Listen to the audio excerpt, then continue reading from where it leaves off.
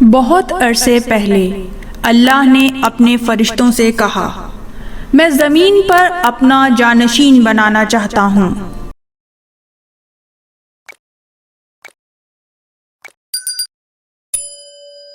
فرشتوں نے کہا، کیا آپ ایسا جانشین چاہتے ہیں جو غلط کام اور خونریزی کرے گا، جبکہ ہم ہمیشہ آپ کی حمد و ثنا اور عبادت کرتے ہیں؟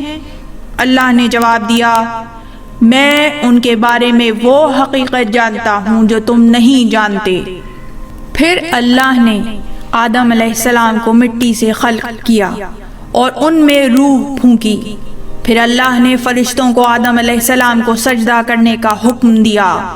تمام فرشتوں نے حضرت آدم علیہ السلام کے سامنے سجدہ کیا سوائے ابلیس کے۔ اللہ نے ابلیس سے پوچھا، تم میرا حکم کیوں نہیں مانتے اور آدم کو سجدہ کیوں نہیں کرتے؟ ابلیس نے جواب دیا، کیونکہ میں اس سے بہتر ہوں۔ تو نے مجھے آگ سے پیدا کیا لیکن اسے مٹی سے بنایا۔ پھر اس نے مزید کہا، میں جانتا ہوں کہ شاید اس نافرمانی کی وجہ سے تم مجھے ختم کرنا چاہتے ہو، لیکن مجھے روز قیامت تک زندہ رہنے دو۔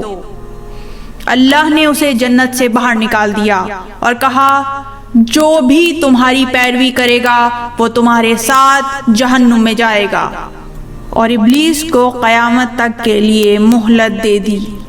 ابلیس بہت پریشان تھا۔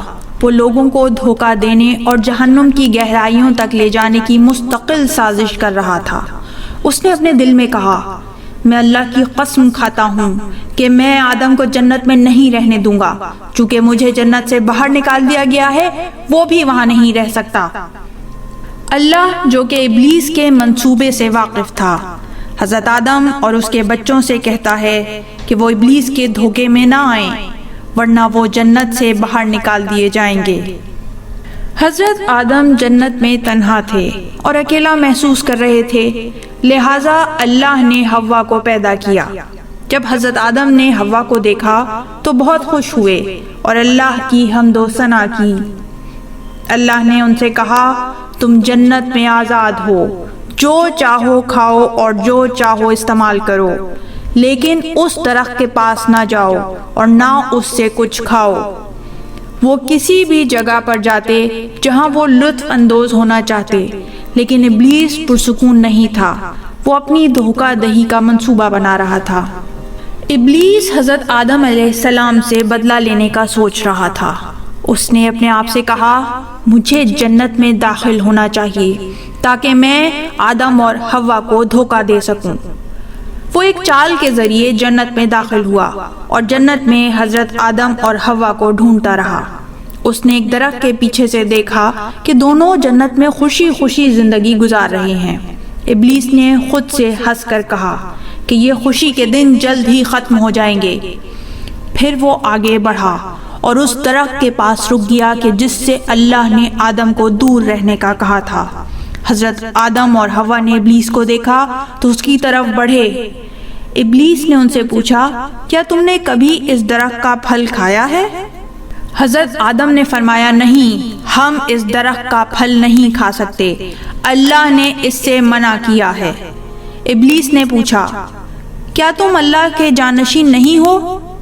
آپ اتنے اعلیٰ ہیں کہ آپ کو جنت میں پیدا کیا گیا ہے۔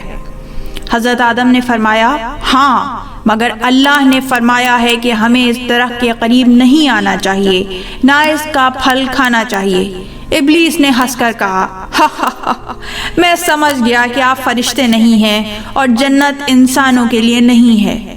آخر جلد یا بدیر آپ کو زمین پر ہی جانا ہے۔ یہ ٹھیک ہے کہ آپ یہ پھل نہیں کھائیں۔ کیا آپ کو معلوم ہے کہ اللہ نے آپ کو یہ پھل کھانے سے کیوں منع کیا ہے؟ دونوں نے حیرت سے پوچھا، ہمیں کیسے پتا ہوگا؟ ابلیس نے پھر ہنس کر کہا، مجھے نہیں معلوم کہ مجھے کہنا چاہیے یا نہیں۔ ٹھیک ہے، میں آپ کو یہ راز بتاتا ہوں، جو بھی یہ پھل کھائے گا وہ ہمیشہ کے لیے جنت میں رہے گا، کیونکہ آپ دونوں کو زمین پر جانا ہے، لہٰذا اللہ نے آپ کو یہ کھانے کی اجازت نہیں دی۔ حضرت آدم اور حوا نے کہا، لیکن ہم جنت سے محبت کرتے ہیں، اللہ بھی ہم سے محبت کرتا ہے۔ نہیں، ہمیں آپ کی باتوں پر یقین نہیں کرنا چاہیے۔ ابلیس نے کہا، مجھے قسم کھانا پسند نہیں، لیکن جیسا کہ آپ مجھ پر یقین نہیں کر رہے، میں قسم کھاتا ہوں کہ میں سچ کہہ رہا ہوں۔ اب اگر آپ جنت میں رہنا چاہتے ہیں تو اس درخت کا پھل کھائیں، اور اگر آپ اس جنت اور اس کی نعمتوں اور اس میں موجود سکون اور راحت کو الوداع کہنا چاہتے ہیں تو اس سے دور رہیں۔ حضرت آدم اور حوا نے ایک دوسرے کی طرف دیکھا، پھر وہ اطمینان سے درخت کی طرف بڑھے اور پھل کھا لیا۔ اللہ غضبناک ہوا کہ حضرت آدم اور حوا نے ابلیس کے دھوکے میں آ کر وہ پھل کھا لیا ہے اور انہیں جنت سے نکال دیا۔ ان دونوں کو اچانک محسوس ہوا کہ اب وہ جنت میں نہیں ہیں اور زمین پر آ گئے ہیں۔ دونوں بہت روئے اور اللہ سے رو کے فریاد کی کہ ان کی غلطیوں کو نظر انداز کر کے جنت میں واپس بھیج دیں، لیکن رونا بیکار تھا اور وہ دونوں ہمیشہ کے لیے زمین پر رہ گئے۔ انہوں نے کچھ کلمات کے ذریعے ترک اولیٰ کی معافی مانگی۔ وہ کلمات پنجتن کے نام تھے۔ اللہ نے پنجتن کے ناموں کے صدقے میں انہیں معاف کر دیا، لیکن وہ جنت میں واپس نہیں گئے۔ اس کے بجائے اللہ نے انہیں زمین پر رہنے کا طریقہ سکھایا، انہیں اپنے لیے گھر اور پناہ گاہ بنانا سکھایا، کپڑے اور اپنے آپ کو کیسے ڈھانپنا ہے یہ سکھایا۔ سب سے اہم بات، اللہ نے ان سے کہا کہ وہ ابلیس کی باتوں میں نہ آئیں اور اس کی چالوں سے دھوکہ نہ کھائیں۔ اللہ نے ان سے وعدہ کیا کہ اگر وہ اللہ کی مرضی کے مطابق زندگی گزاریں گے، اچھے کام کریں گے تو ایک دن وہ جنت میں ہوں گے۔ اس طرح کی مزید تحقیقی، علمی اور تاریخی ویڈیوز دیکھنے کے لیے چینل کو سبسکرائب کیجیے اور بیل آئیکن پہ کلک کیجیے۔ ویڈیو کو لائک کریں اور کامنٹس کے ذریعے بتائیے کہ آپ کو ویڈیو کیسی لگی۔ اگلی ویڈیو تک کے لیے خدا نگہدار۔